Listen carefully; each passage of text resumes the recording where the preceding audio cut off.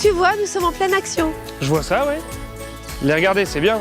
Mais si vous voulez avoir une bonne récolte, il va falloir s'en occuper, les gars. Hein. D'accord. Oh là là, regardez ce que je vois là. Il y a des ravageurs qui sont passés par là. Vous savez lesquels?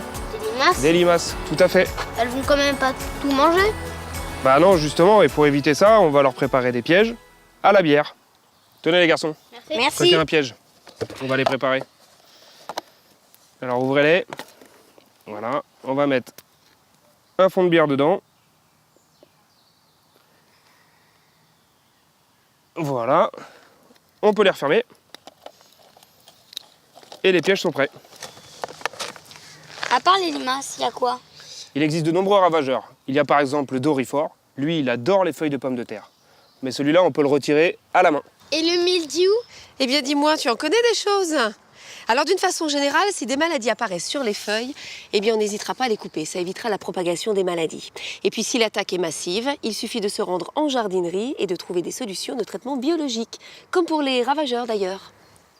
Les garçons, est-ce que vous savez ce que veut dire buter les patates? De flinguer? Ah non, pas vraiment. Tenez, prenez une binette. Je vais vous montrer comment on fait. Le butage consiste à remonter la terre le long des pieds.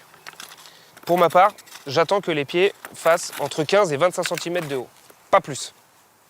Le butage aère le sol, favorise le bon développement des tubercules et les met à l'abri de la lumière pour éviter le verdissement. Super. Ça va, Étienne? Cette butte de terre aide à l'écoulement de l'eau de pluie et d'arrosage. En plus, le butage permet de se débarrasser des mauvaises herbes sans utiliser de produits chimiques. La pomme de terre apprécie énormément l'eau. Maintenant, à vous de jouer.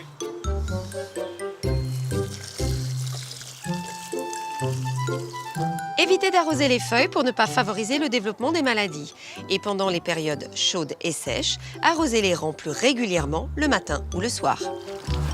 Et Anne, on arrose tous les combien? Tous les 3-4 jours, c'est bien. D'accord.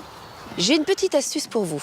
Les tubercules apparaissent et se développent au bout des racines quand la plante fait environ 30 cm. C'est à ce moment-là que la plante aura besoin de beaucoup d'eau. Alors renforcez l'arrosage jusqu'à ce que la moitié des feuilles jaunissent. Une dernière chose importante. Un mois avant la récolte, on arrête tout arrosage. Ça n'améliore pas le rendement et entraîne un retard de maturité.